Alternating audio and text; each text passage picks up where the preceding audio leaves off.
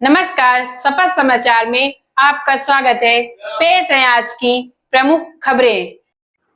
देश भर में वंदे मातरम को लेकर जारी बहस के बीच बरेली से ऑल इंडिया मुस्लिम जमात के राष्ट्रीय अध्यक्ष मौलाना साहबुद्दीन रजवी बरेलवी का बड़ा बयान सामने आया है। उन्होंने कहा कि वंदे मातरम भारत के स्वतंत्रता आंदोलन का प्रेरणादायी नारा है, लेकिन इसे पढ़ने के लिए किसी पर भी जबरदस्ती नहीं होनी चाहिए। मौलाना साहबुद्दीन रजवी ने कहा कि संसद में वंदे मातरम को लेकर कानून बनाए जाने की चर्चाएं चल रही हैं। उन्होंने कहा कि कानून बनाना संसद का अधिकार है, लेकिन किसी भी कानून को लागू करते समय नागरिकों की व्यक्तिगत स्वतंत्रता और संवैधानिक अधिकारों का पूरा सम्मान होना चाहिए।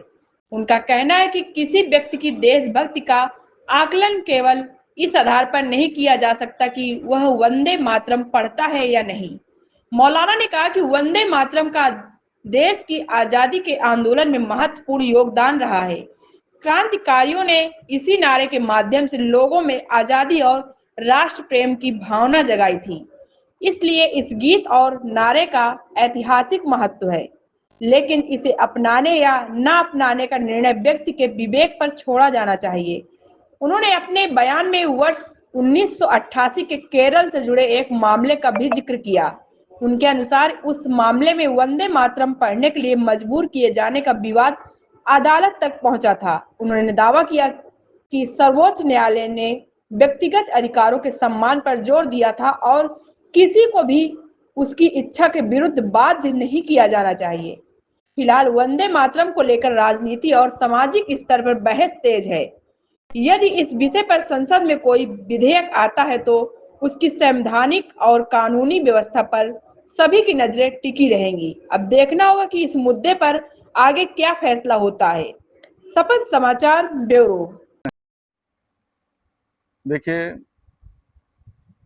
राष्ट्रगान के साथ साथ में अब वंदे मातरम को राष्ट्रगीत का दर्जा दिया जा रहा है।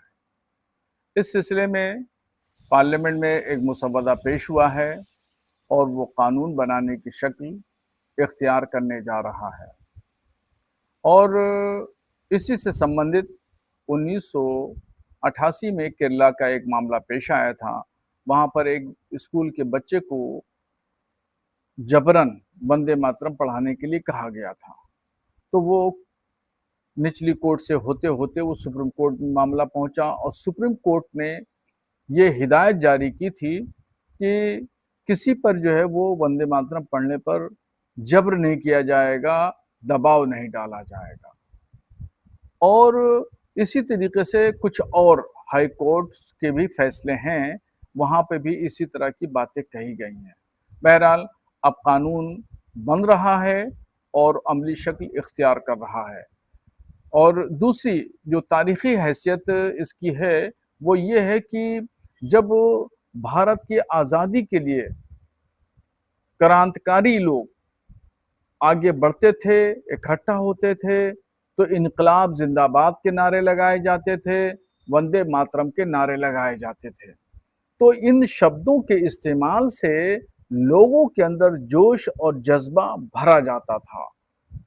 इस तरह के नारों का इस्तेमाल हमेशा किया जाता रहा है। कोई भी तहरीक हो या आंदोलन हो तो उसमें नारों का बड़ा अहम कलीदी किरदार रहता है। वैसे ही वंदे मातरम भी है। अब होना ये चाहिए कि जो पढ़ना चाहे पढ़े और जो नहीं पढ़ना चाहता है तो उसके ऊपर जबर और दबाव न डाला जाए। बहुत सारे ऐसे लोग हैं जो लोग नहीं पढ़ते हैं, मगर इसका मतलब ये नहीं है कि उसका विरोध करते हैं। विरोध करना और न पढ़ना दो अलग अलग बातें हैं। बहरहाल कानून अगर इस तरह का है तो इसको जो है जबरिया नहीं बल्कि उसको लोगों के विवेक और उनकी ज़मीर पर छोड़ देना चाहिए। आप देख रहे हैं सपथ समाचार।